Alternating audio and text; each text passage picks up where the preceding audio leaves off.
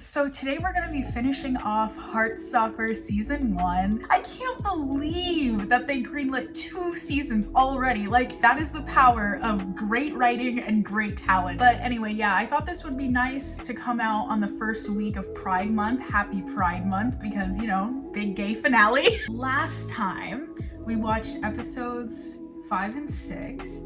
And oh gosh, every single time I have to do the recap, like, I don't know what to say. Nick came out to some people, I'm pretty sure. Tao and Elle, their relationship is starting to bubble up into romance. I don't know, okay? You probably know better than me. Just go watch it if you haven't seen it, okay? Like, so without further ado, let's get into these last 2 episodes of Heartstopper. I couldn't be more excited to finish this off with you guys. Let's do this.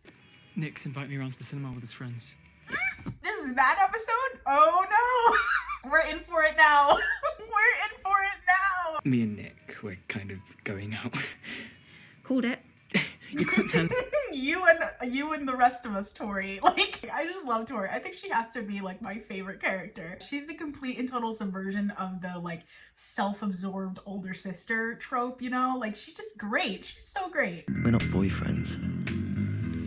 Why would you think we're boyfriends? Oh, that's a nice effect though. That is a great effect. But was that like a memory, or was that Charlie like imagining what's his face saying that? What's his name? Ben? Just looking behind me like a little girl. What kind of person do you have to be to literally look someone directly in their eyes as they're walking towards you and still keep talking your garbage? Uh-oh.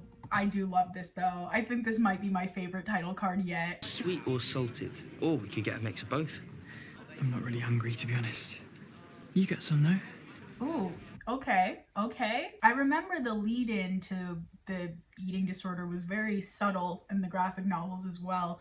And I appreciated that, because it's like, I'm sure for a lot of people, it's not this like huge, big event where they look in the mirror one day and they're like, I have an eating disorder, you know? It's a subtle kind of happenstance of several events coinciding, and then several little realizations coming up to, oh yeah, okay, yeah, this is what that is, you know? I wondered if they were gonna keep that in. That has been like kind of a big part of Charlie's journey throughout at least like some of the later chapters that I've read.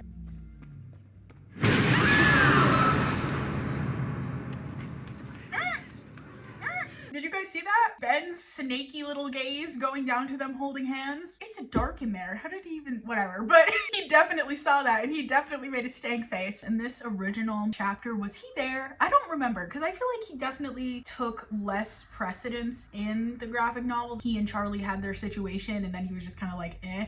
But they're going the extra mile to include him more in this story. I hope we're not in for another assault, like really. You don't seem that gay, to be honest. I mean, you do sound sort of gay, but that's it. What? Why is he just so classically uneducated and irritating? Like, what is wrong with this young man? Get your life together, Harry. Every single time I'm forced to remember that there are in fact members of Gen Z who actually are homophobic still, like, it's mind-boggling, really. Like, I guess I just live in like that bubble where like everyone that I know and everyone that I interact with is not that way. So it's like hard to remember sometimes that there definitely are still people, like even young people, who are this way. It just gives me the ick, you know? What about Nick? You think he's hot? Why would he do that? Like, is he just trying to drive a wedge between these two? What is he getting out of it other than making another person feel small and humiliated? Harry and Ben are really vying for the top spot in characters I don't like on the show. Like, I would like to tell his mother a couple of things about her son. Harry was being a complete idiot, and some of the others were being really unfriendly. I'm honestly used to it by now. That's so sad. Charlie, no. That literally just broke my heart. Oh no.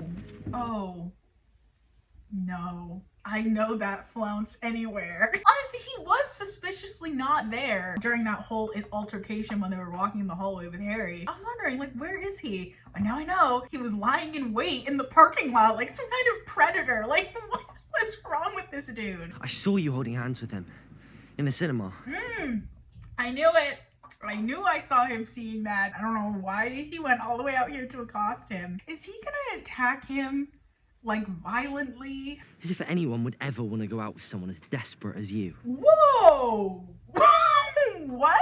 What is it with him and this thing about like no one liking Charlie? Like, where is this coming from? Who said that? That's so like randomly cruel. Like, why are you saying that? Also, my subtitles are on again. I gotta turn this off, guys. It makes it so hard to edit. You were just there like some tragic loser with barely any friends who ate lunch alone every day and let bullies walk all over you. I never liked you. I'm not even gay. I just felt really sorry for you.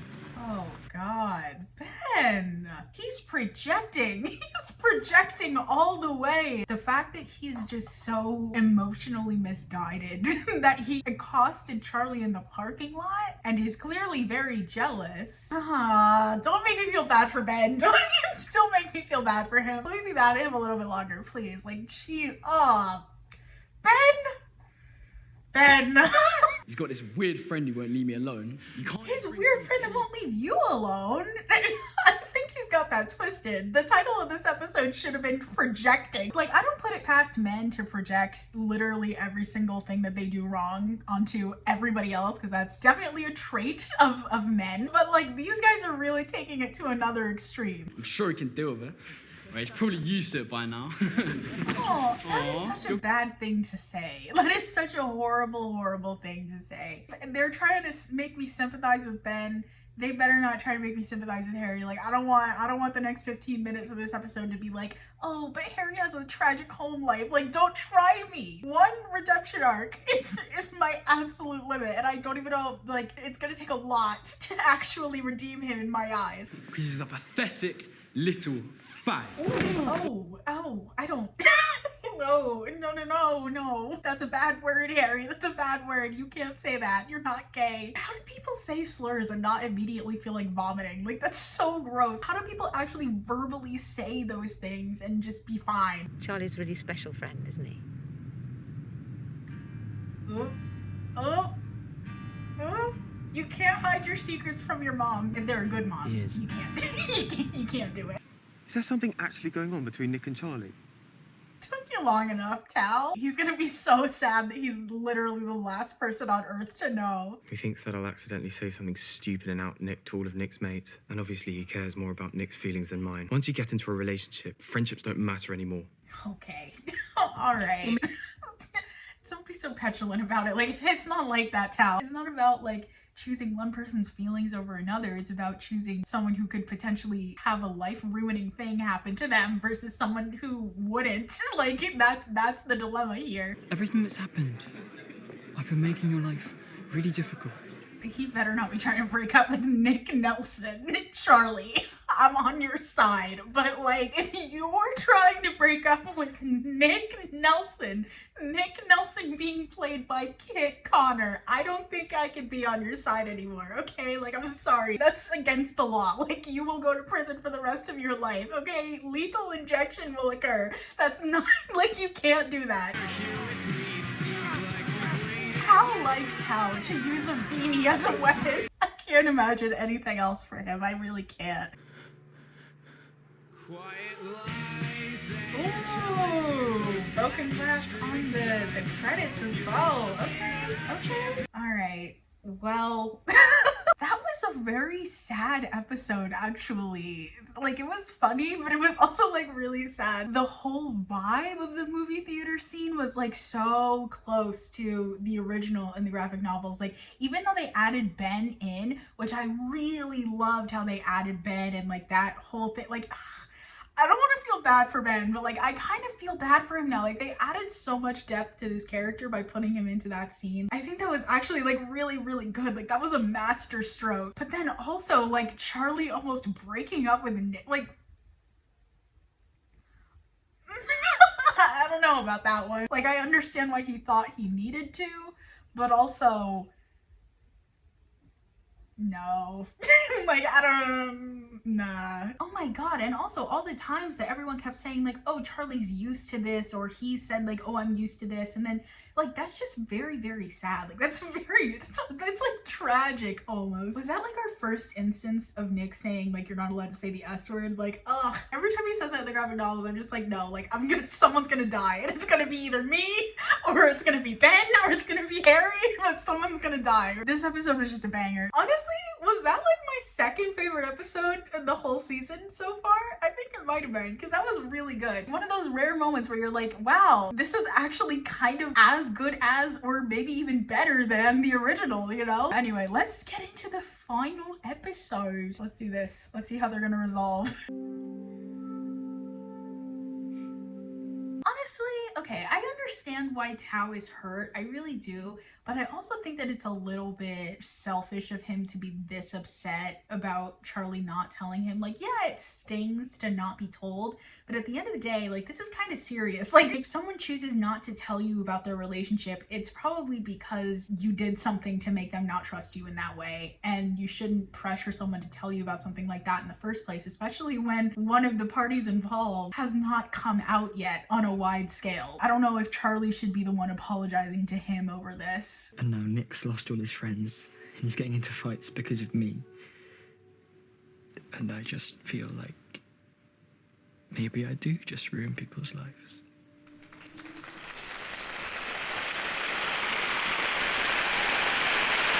He said he doesn't want to talk to you. Okay, year 10s. I'm not down with that. Like, I love Tao. I really do. I think he's super funny, but like, for him to act so petulant and childish over this, as if Charlie did something to him, he didn't feel comfortable telling you about his relationship, and clearly for good reason if you're acting like this. I can't. Sorry. No.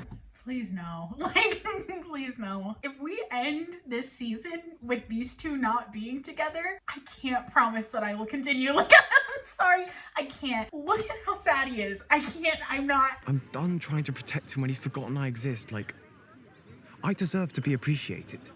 What? What is this sudden and extreme selfishness from Tao? Like, the way that it seemed before, Tao was just very concerned about his friends and concerned about making sure that they were okay, but now he's just like turned full selfish and like egocentric. Like, it's very odd. He's always had a tendency to believe that him just existing is annoying for other people.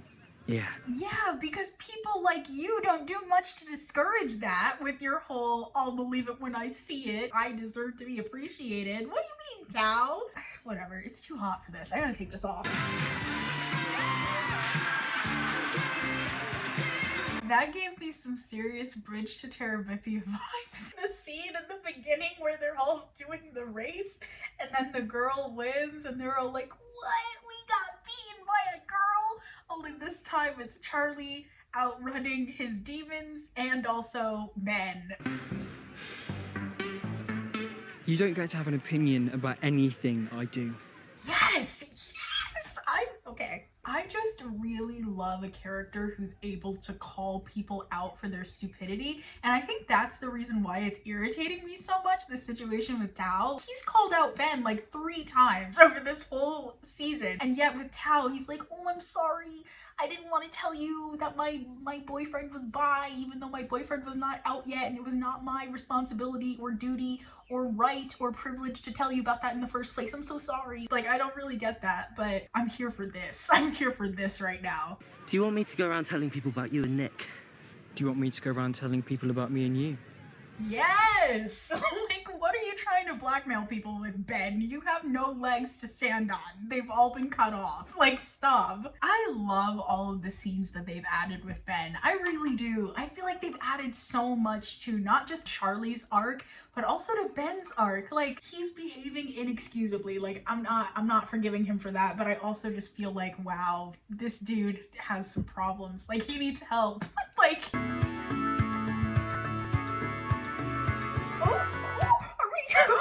Is he about to like him publicly? Oh, Imogen! Where has she been, by by the way. Like, after Nick dropped her, she's just like not been in the show. My life is way better because I met you. You don't have to say that. I do. And I'll keep on saying it until you believe me. I don't care. Would that I had a high school romance like that. Would that I had a high school romance at all. Nick Nelson, stop. It's all worth it to be with you. I mean, you are... He's really trying to give me a heart attack. I'm being overwhelmed with love, okay? I want us to be together. Nick. You're my favourite person. Nick. I need you to believe me. Nick. I believe you.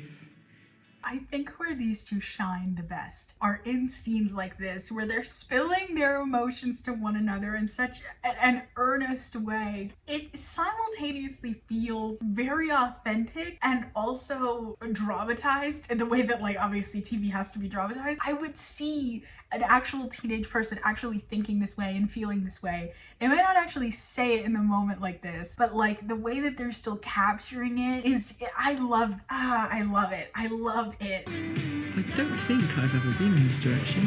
Oh my god! Not Alice Osman drawing in the corner! I always forget that they do that, and it's always like such a pleasant surprise when I just see them randomly, like, oh my god, like you're there.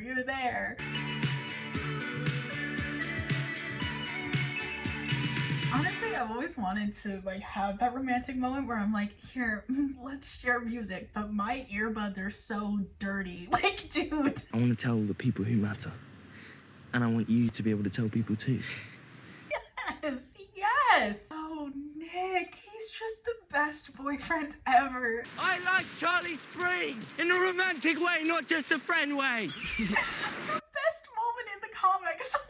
Wow. Okay. Does this mean we're boyfriends? Charlie, you guys have been boyfriends since like the first time you kissed. Like, stop. Was that not already established the last 10 times we made out? Literally. Literally. Charlie's my boyfriend. He's my boyfriend too. Oh my god. And so are you, Nick. Oh my god. And so is your mom. I still like girls. But, So do I. That's so wild. We have so much in common, Nick. I like boys too. I'm having way too much fun right now. It's called bisexuality, if you've heard of that. Yeah, I've heard of that. I wasn't born in the 18th century. Oh, that was so good. I love a good coming out scene with a positive response. As much as it is sometimes necessary sometimes to show the bad reactions that people can have just so that people are educated on that, I think that, you know, showing all of the bad responses and everything just kind of makes people who are on the fence about coming out even more trepidatious about it. But showing good responses like this it just opens the door to like, okay, they could have a good response. Oh, that was just perfect. I loved every bit of that.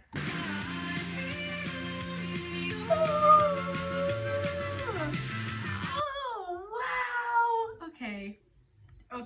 That show was so good. Everyone, just wherever you are, whatever you're doing, give a little clap, give a little round of applause to Alice Osman and the team because they blew it out of the park. Oh my god. Kit Connor? Excuse me? Kit Connor?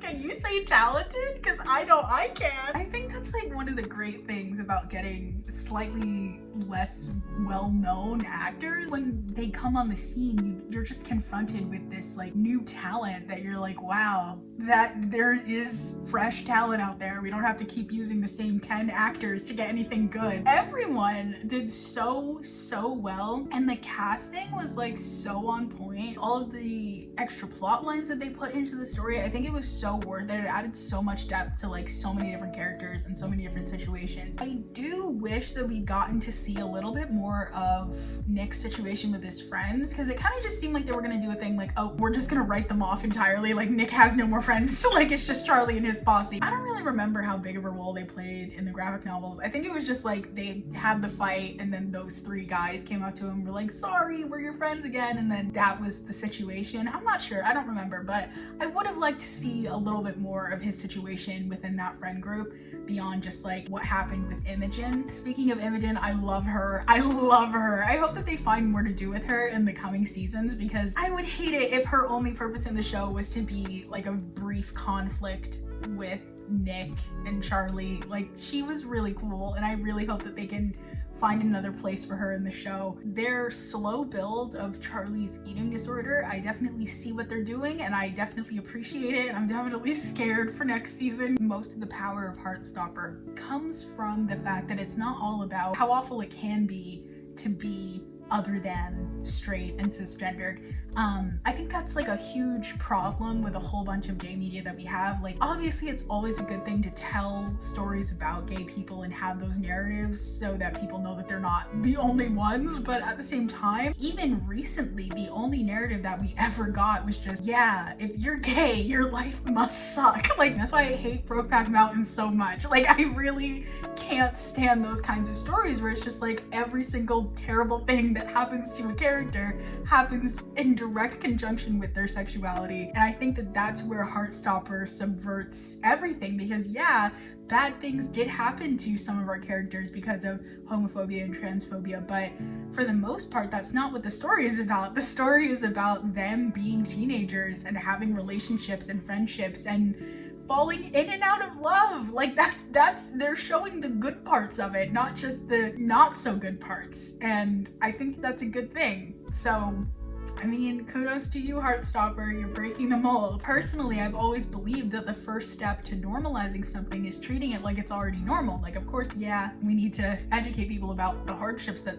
sometimes occur, but when you continually push the narrative that it's just so bad all the time, I think that just makes it seem less like just a thing and more like a condition or a problem, you know? So I'm just glad that they didn't do that. I'm very, very glad that they didn't do that. But anyway, yeah, that was Heartstopper season 1. We did it. That was so good. I already can't wait. I already can't wait to see the announcement like in production on season 2. I can't wait. I'll see you guys on another one in the future. Peace sign. Bye.